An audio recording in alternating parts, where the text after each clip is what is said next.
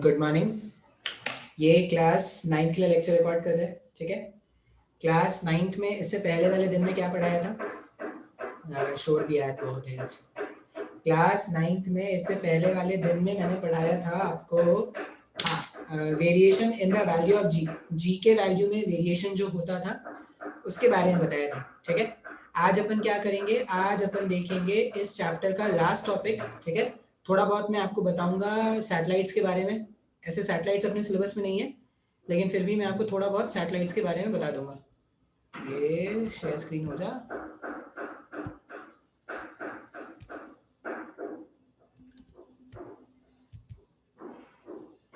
ठीक है, तो स्टार्ट करते हैं। अब देखो, एक्चुअल में जो न्यूटन के लॉज है, एक्चुअल में जो न्यूटन के लॉज है वो केपलर लॉ से या केपलर के हाइपोथेसिस से डिराइव्ड है। अब केपलर्स के स्टेटमेंट क्या क्या है, तो केपलर्स के स्टेटमेंट के बारे में हम क्या करते हैं, बात करते हैं। मैं स्क्रीन शेयर करता हूँ, ये स्क्रीन स्टार्ट हो जा। स्क्रीन स्टार्ट हो गया, शेयर, स्क्रीन शेयर। हाँ, ये बैकग्राउंड चेंज कर देते हैं, ये background is not suitable for me. इस तरह का बैकग्राउंड इज अच्छा। स्टार्ट करते हैं, ठीक है। तो हम क्या करने वाले हैं, हम बेसिकली आज बात करेंगे केपलर्स के लॉ के बारे में, ठीक है। तो लिखते हैं स्टेटमेंट केपलर्स लॉ। ये जो केपलर है, मतलब मैं तो हमेशा बोलूंगा कि जब भी ग्रेविटेशन का जिक्र हो ना, तो ये वो साइंटिस्ट है जिनका नाम सबसे पहले आना चाहिए, क्योंकि इन्होंने अपना पूरा जीवन वेस्ट कर दिया या इन्वेस्ट कर दिया ग्रेविटेशंस को समझने के लिए। उन्होंने क्या किया, वो दिन दिन भर क्या करते थे, स्टार्स को मोशन को, प्लैनेट के मोशन को एनालाइज करते रहते थे। तो ये द ग्रेट साइंटिस्ट केपलर। अब इन्होंने 3 स्टेटमेंट दिया था। सबसे पहला स्टेटमेंट क्या दिया था कि all planet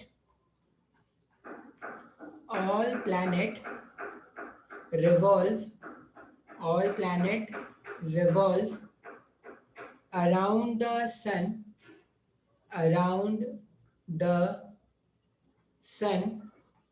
all planet revolve around the sun in an elliptical orbit, in an electrical orbit with sun at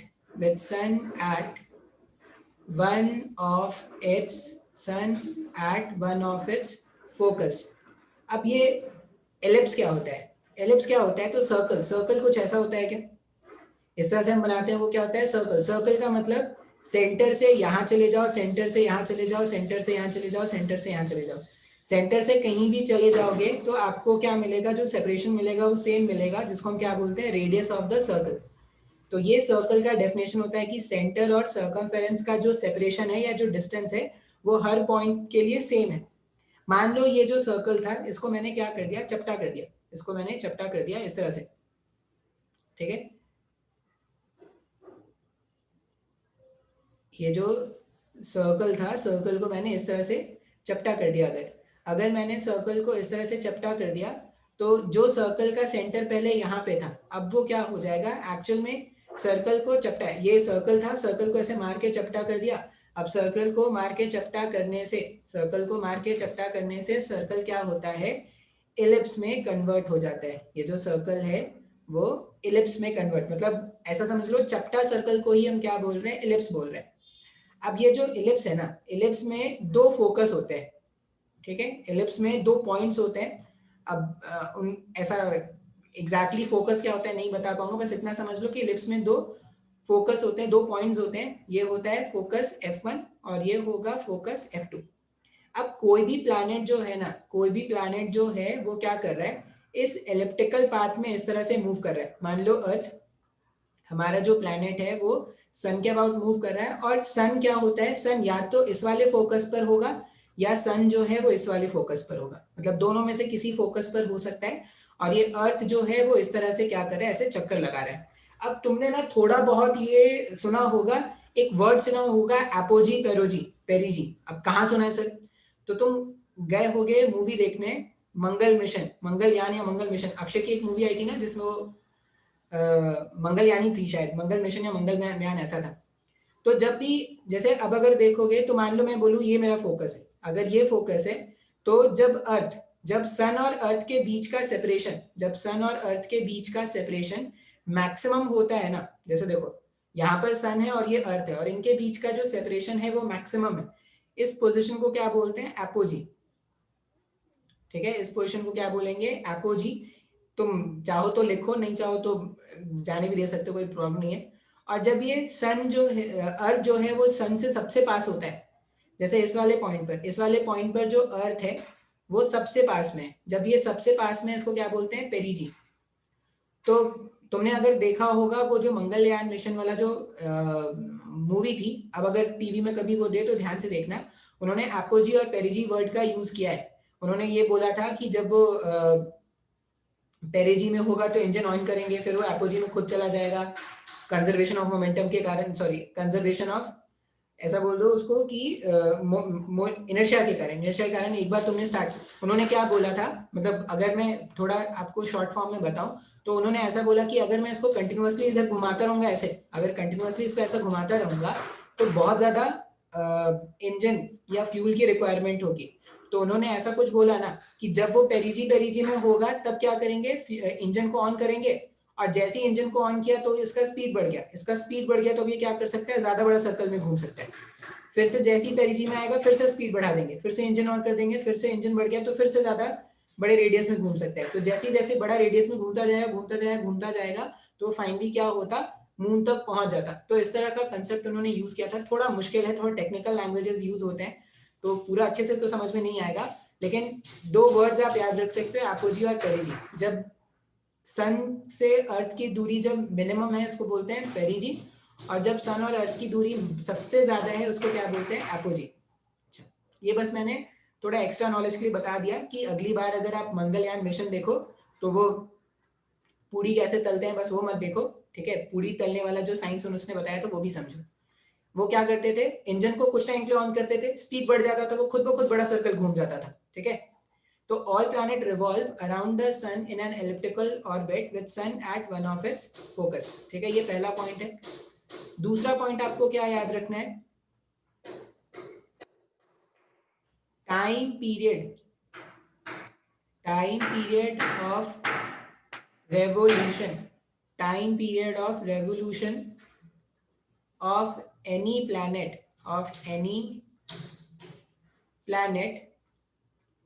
is directly proportional to is directly proportional to separation square. ठीक है, देखो एक्चुअल में planet क्या होता है? Actual में जो planet है वो इलिप्टिकल ऑर्बिट में मूव करता है, लेकिन इलिप्टिकल ऑर्बिट के लिए कैलकुलेशन करना थोड़ा मुश्किल होता है। तो इलिप्टिकल ऑर्बिट के लिए कैलकुलेशन मुश्किल है, इसलिए हमारे सिलेबस के लिए हम ऐसा मानेंगे कि जो सन है वो क्या है? वो सेंटर पर सन है इस तरह से, और जो अर्थ है वो इसके अबाउट क्या कर रहा है? सर्कल में ऐसे चक्कर लगा रहा है। ये हमारा अर्थ है, ठीक है, और ये सन है। एक्चुअल में जो पाथ है वो इलिप्टिकल होता है, लेकिन हम इजी कैलकुलेशन के लिए ये मान लेंगे कि सन और अर्थ जो पाथ में मूव कर रहा है वो कैसा पाथ है? सर्कुलर पाथ है। अब यहां से यहाँ की जो दूरी है ना, इसको क्या बोलो? या तो आप आर बोल दो या सेपरेशन बोल दो। तो अब अर्थ को यहाँ से यहाँ चक्कर लगाने का जो टाइम लगेगा, अर्थ को यहाँ से यहाँ जो टाइम लगेगा वो क्या है? सेपरेशन के स्क्वायर के time period, sorry time period का स्क्वायर, यहाँ पे लिख लेना टाइम पीरियड स्क्वायर, ये थोड़ा चेंज कर लो, time period of a square of time period लिख लो, स्क्वायर ऑफ टाइम पीरियड, यहाँ पे लिख लो square of time period of revolution of any planet is directly proportional to separation का स्क्वायर। अब जो भी प्लैनेट जितना पास में रहता है ना, जो प्लैनेट का सेपरेशन जितना, यहाँ पे ऐसा लिखते हैं T square is directly proportional to R cube.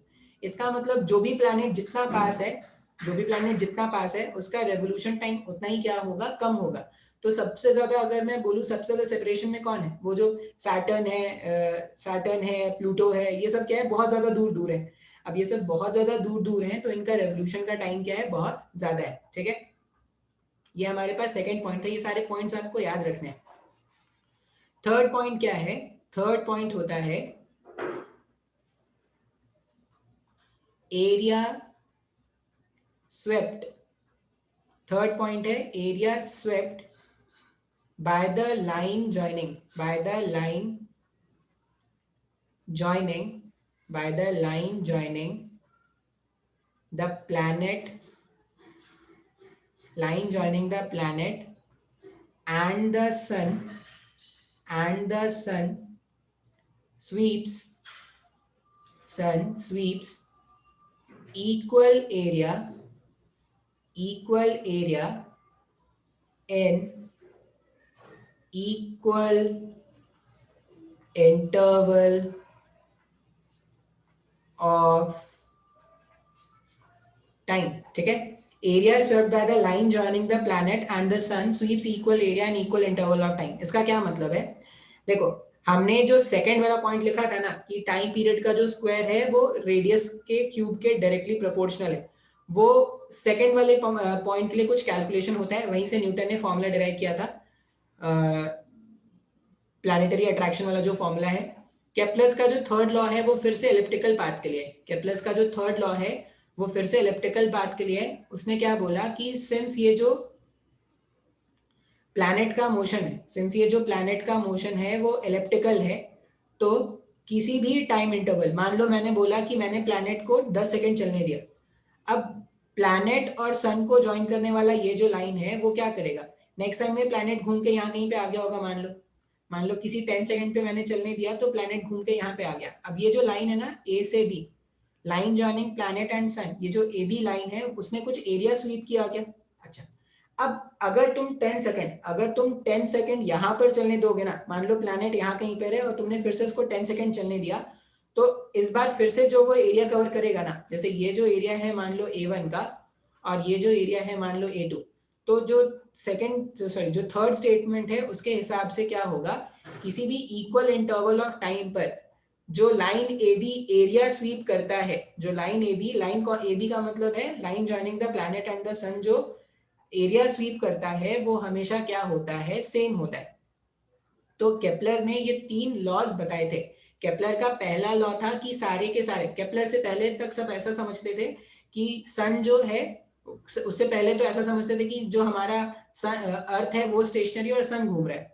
Copernicus थे और गैलीलियो थे, इन्होंने बताया कि नहीं, सन स्टेशनरी है भाई, अर्थ जो है वो चक्कर लगा रहा है, जिनके लिए कॉपरनिकस को अपनी जान भी गंवानी पड़ी थी, चर्च ने लटका दिया था उस बंदे को। फिर केपलर आए थे, केपलर ने 3 स्टेटमेंट दिया, केपलर ने 3 स्टेटमेंट दिया कि जो पाथ है वो सर्कुलर नहीं है, वो क्या है, एलिप्टिकल है। पहला स्टेटमेंट ये था। दूसरा स्टेटमेंट आया कि जो टाइम पीरियड होगा, जो एक प्लैनेट को कंप्लीट चक्कर लगाने का जो टाइम होगा, कंप्लीट चक्कर लगाने का जो टाइम होगा, वो टाइम जो है, वो आर के क्यूब के डायरेक्टली प्रोपोर्शनल है, ठीक है, टी का स्क्वायर जो है वो डायरेक्टली प्रोपोर्शनल है आर के क्यूब के। ये सेकंड स्टेटमेंट है। और थर्ड स्टेटमेंट क्या है, थर्ड स्टेटमेंट आपको ये याद रखना है, थर्ड स्टेटमेंट आप याद रखना कि line joining the planet and the sun, line joining the planet and the sun, ये प्लैनेट और सन को ज्वाइन करने वाला जो लाइन है वो क्या करता है, इक्वल एरिया स्वीप करता है in equal interval of time, ठीक है। तो ये केपलर्स के 3 लॉज थे जो आपको क्या करने हैं, याद रखने हैं। आपके लेवल में, मतलब आप क्लास 9 के लिए इतना काफी है, कोई भी एग्जाम के लिए भी काफी है, ठीक है। अच्छा, अब ना थोड़ी बहुत बातें मैं क्या कर देता हूँ, मैं सैटेलाइट्स के बारे में भी कर देता हूँ थोड़ी बहुत बातें। अब सैटेलाइट क्या होता है सर, तो सैटेलाइट वो हो गया ना जो प्लैनेट के अबाउट चक्कर लगा रहा है, सैटेलाइट वो हो गया जो प्लैनेट के अबाउट चक्कर लगा रहा है। जैसे मून क्या है, moon as a natural satellite, moon जो है वो नेचुरल सैटेलाइट है, वो क्या कर रहा है, हमारे अर्थ के अबाउट वो लगातार चक्कर लगा रहा है। हर मून का टाइम पीरियड क्या है, पता नहीं क्या है, 24 घंटे होता है शायद मून का, हर 24 घंटे बाद आता है ना। तो वो जो मून है, मून क्या कर रहा है, हर 24 घंटे पे मून घूम के वापस वहीं पे आ जाता है जहां से उसने स्टार्ट किया। तो मून जो है वो एक नेचुरल सैटेलाइट है। सैटेलाइट का कोई तुमसे पूछे कि what do you mean by satellite, तो बोल देना कि ऐसा कोई भी ऑब्जेक्ट जो किसी प्लैनेट के अबाउट चक्कर लगा रहा है, ऐसा कोई भी ऑब्जेक्ट जो किसी प्लैनेट के अबाउट चक्कर लगाएगा, उसको हम क्या बोलेंगे, इसका शेयरिंग बंद कर देते हैं। हाँ, हम सैटेलाइट्स के बारे में क्या याद रखेंगे कि ऐसा कोई भी ऑब्जेक्ट जो हमारे प्लैनेट के अबाउट चक्कर लगा रहा है उसको हम क्या बोलते हैं, सैटेलाइट्स बोलते हैं, ठीक है। अब बेस्ट जो अगर मैं कोई पूछे कि सैटेलाइट कितने तरह का है सर, तो एक तो हम बोलते हैं कि मैन मेड सैटेलाइट, ठीक है, जो सैटेलाइट्स हम बनाते हैं, जैसे स्पुतनिक बनाया था रशिया वालों ने, हमने आर्यभट्ट बनाया है, हमने इनसैट बनाया है, हमने अलग अलग तरह के हमने सैटेलाइट्स बनाए हैं। अब ये जो सैटेलाइट्स है, moon is a natural satellite, जैसे हमारे अर्थ को तो सिर्फ एक ही मून मिला है, लेकिन बहुत सारे प्लैनेट्स है, जैसे जुपिटर है, सैटर्न है, इनके बहुत सारे मून्स हैं, ठीक है, तो बहुत सारे खुद के नेचुरल सैटेलाइट्स हैं। अब ये जो सैटेलाइट्स है, मैन मेड सैटेलाइट्स जो है, इनका काम क्या है? तो इतना समझ लो कि देखो, दो तरह के फोन्स होते हैं। एक होता है, तुमने सुना होगा, मोबाइल फोन्स। अब ये जो मोबाइल फोन्स होते हैं ना, वो नेटवर्क पे काम करते हैं। मोबाइल फोन्स कैसे काम करते हैं? तो मोबाइल फोन के टावर्स होते हैं, मोबाइल फोन के टावर्स से सिग्नल आता है, तो आप क्या कर सकते हो, अपना इंफॉर्मेशन कहीं और भी शेयर कर सकते हो। अब ये जो मोबाइल फोन से जो ये जो नेटवर्क आता है ना, वो प्रोटेक्टेड नहीं है। प्रोटेक्टेड नहीं है मतलब क्या है? कोई भी बीच से वो सिग्नल उड़ा सकता है। कभी कभी क्या होता है कि अगर कोई चाहे तो वो जैमर वैमर कुछ होते हैं, वो लगा के क्या कर सकते हैं, आपके सिग्नल्स को चोरी कर सकते हैं, तो वो इतना सेफ डेटा नहीं होता। अब जब आर्मी और ये सब होते हैं, जैसे हम अगर हम आपस में बात कर रहे हैं, मान लो मैं और मेरे फ्रेंड बात कर रहे हैं, तो कितना ही कॉन्फिडेंशियल बात कर लेंगे, क्या ही बात कर लेंगे, ये बात कर लेंगे कि आज उसके घर पे जाके चिकन दबाना है, या ये बात कर लेंगे कि आज इसके इसके पास जाते हैं, उसको परेशान करेंगे, इतना ही कॉन्फिडेंशियल होगा। या ऐसा बोल देंगे कि आज क्या करते हैं, 3 फ्रेंड है तो किसी एक के मिलके आज क्या करते हैं, उसकी नाक में दम करते हैं, ठीक है, तो कोई प्रॉब्लम नहीं है भाई। जो हम 3 फ्रेंड है, हम 3 फ्रेंड में इतनी अंडरस्टैंडिंग है कि अगर हमने परेशान भी किया किसी को तो कोई प्रॉब्लम नहीं होगा। लेकिन यही कॉल जब इंटरनेशनल लेवल में आ जाए तो फिर क्या होता है, कॉन्फिडेंशियल होता है। अब जैसे 2 कंट्रीज का जब ट्रेड में कोई बात चल रहा है, तो कोई ये नहीं चाहता कि एक थर्ड कंट्री जो है उसमें इंटरवीन करे, तो हम क्या करते हैं, वहां पे कम्युनिकेशन होता है सैटेलाइट्स के थ्रू। तो तुमने सुना होगा, एक तो मोबाइल फोन कम्युनिकेशन होते हैं, और दूसरा सैटेलाइट फोन कम्युनिकेशन होते हैं, जो आर्मी यूज करती है, जो सिक्योरिटी पर्पसेस में यूज होता है। ये वॉकी टॉकी जैसा होता है ना, एक वॉकी जैसा होता है, वो टीवी में भी दिखाते हैं, तो वो जो कम्युनिकेशन है वो सैटेलाइट्स के थ्रू है। या सैटेलाइट्स का और क्या यूज है? अभी आईपीएल जो है वो कहाँ चल रहा है? आईपीएल चल रहा है अबू धाबी में। आईपीएल अबू धाबी में चल रहा है। अब वहां पे अक्षय हमारा चला गया है और वो बोल रहा है कि दिला दूं तुम्हें बुर्ज खलीफा, ठीक है, इतना आसान है कि वो दिला दूं तुम्हें बुर्ज खलीफा, ठीक है। तो वो चल रहा है कहाँ पे? अबू धाबी में। और घर बैठे बैठे देख पा रहे हैं क्या? ऐसा तो है नहीं कि वहां पे फील्ड में तो भी जाना अलाउड भी नहीं है। वो स्टार्टिंग में आईपीएल में मैंने देखा कि भाई वहां से कोहली और धोनी चला रहे हैं, और कहाँ से आ गए भाई, वो कोई तो थे नहीं। तो बाद में पता चला अच्छा वो तो रिकॉर्डेड साउंड है। तो अब वहां पे जो आईपीएल चल रहा है तुम यहाँ पे देख पा रहे हो, कैसे पॉसिबल है? तो ये सब हो पाता है सैटेलाइट कम्युनिकेशन के कारण, ठीक है। हमारे जो सैटेलाइट है इनसैट 3A, इनसैट 3B, ऐसे कुछ सैटेलाइट्स हैं। ये सब क्या करते हैं, टेलीकम्युनिकेशन सैटेलाइट्स हैं। मतलब इनके थ्रू क्या होता है, कोई इंसिडेंट, जैसे मान लो क्या हुआ, मान लो कोई न्यूज हुआ, जैसे हमारे बाबा ने बोला था, रामदेव बाबा जी ने बोला कि भाई मैंने कोरोना की दवा बना दी, कोरोनिल, ठीक है। अब कोरोना की दवा बाबा ने बनाई कहाँ पे? दिल्ली में उन्होंने शायद इसका इनॉग्रेशन किया, दिल्ली में या मुंबई में, कहीं पे तो किया था। अब बाबा ने बोल दिया कि भाई मैंने कोरोनिल बना दी है, ठीक है। अब ये न्यूज, अब ये जो न्यूज है, ये जो कॉमेडी वाला न्यूज मिला हम लोग को, वो सिर्फ बाबा ही, सिर्फ हम इंडिया वाले ही क्यों शेयर करेंगे? हम चाहते हैं कि पूरी कंट्री में, हम चाहते हैं मेरा नाम पूरा दुनिया में, मतलब हम बाबा का मजाक सिर्फ हम क्यों उड़ाएं, पूरी दुनिया वाले उड़ाएंगे भाई, बाबा ने खुद ही ऐसा काम किया। तो अब बाबा तक, वो ऑस्ट्रेलिया तक कैसे वो न्यूज पहुंचे? जैसे अभी ट्रम्प इतने दिनों से ट्रम्प क्या बोल रहा था कि भाई कोरोना तो मेरे को होगा ही नहीं, मेरे को होगा नहीं, चाइनीज वायरस और क्या क्या बोलते जाता था। अभी खुद को बेचारे को कोरोना हो चुका है। अब खुद को जो कोरोना हुआ, तो ट्रम्प को कोरोना हुआ अमेरिका में, ट्रम्प को कोरोना हुआ अमेरिका में, 5 मिनट में अपने को पता चल गया, मोदी साहब को पता चल गया 5 मिनट में कि हाँ भाई ट्रम्प को कोरोना हुआ है। कैसे पता चल गया? तो ये जो कम्युनिकेशन होता है वो सैटेलाइट्स के थ्रू होता है। जो इंसिडेंट, मतलब जो कहानी बहुत दूर में चल रही है, वो तुरंत में क्या होता है, सैटेलाइट्स लगे होते हैं। जैसे मान लो ये ऐसे, मान लो ये अपने इंडिया का सैटेलाइट है, ठीक है। अब कुछ यहाँ पर हैपनिंग है, तो यहाँ से इंफॉर्मेशन इस सैटेलाइट को भेजा गया और वो यहाँ पे चला गया। अब जो सैटेलाइट से जो कम्युनिकेशन होता है वो बहुत फास्ट होता है, क्योंकि ये सारे इलेक्ट्रोमैग्नेटिक वेव्स है। इलेक्ट्रोमैग्नेटिक वेव्स मतलब लाइट के जैसे हैं, सारे वेव्स जो है वो लाइट के जैसे हैं, तो लाइट के स्पीड से भागते हैं। मतलब जो इन्फॉर्मेशन है ना, वो 3 × 10⁸ मीटर पर सेकेंड के स्पीड से भाग रही है। तो अब इतने स्पीड से भाग के वो आ रही है, तो तुरंत में आपको पता चल जाएगा क्या? तो बेसिकली जो सैटेलाइट्स हैं वो दो तरह के सैटेलाइट्स हैं, आपने रेलवे तो इतना ही जान लेंगे।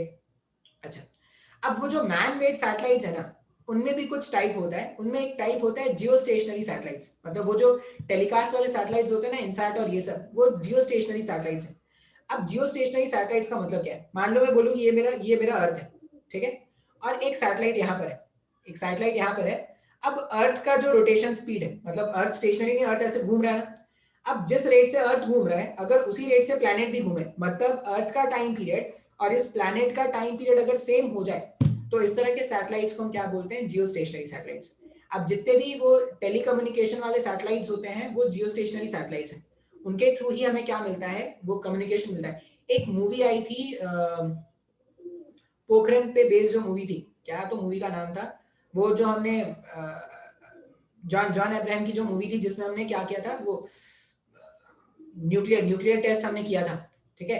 उस वाले मूवी में उन्होंने सैटेलाइट का कुछ कहानी बताया था कि जो सैटेलाइट होता है वो क्या होता था, अर्थ से कुछ पीछे चला जाता था कुछ टाइम के लिए, मतलब कुछ टाइम के लिए कनेक्शन छूट जाता था, तो फिर वो उसी टाइम पे काम करते थे, ऐसा कुछ कुछ था ना वहां पे। तो ये सारे सैटेलाइट्स क्या होते थे? जियो स्टेशनरी सैटेलाइट्स होते थे।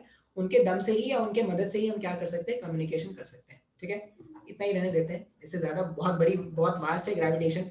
ऐसा समझ लो कि सैटेलाइट्स है तो कम्युनिकेशन है, ठीक है। सैटेलाइट्स है तो तुम क्या कर सकते हो? घर बैठे बैठे बाहर की न्यूज़, बाहर के चैनल देख सकते हो, ठीक है। इतना ही रहने देते हैं, बहुत ज्यादा बताने की जरूरत नहीं है। समय रहते हैं, धीरे धीरे आप खुद सीख जाओगे।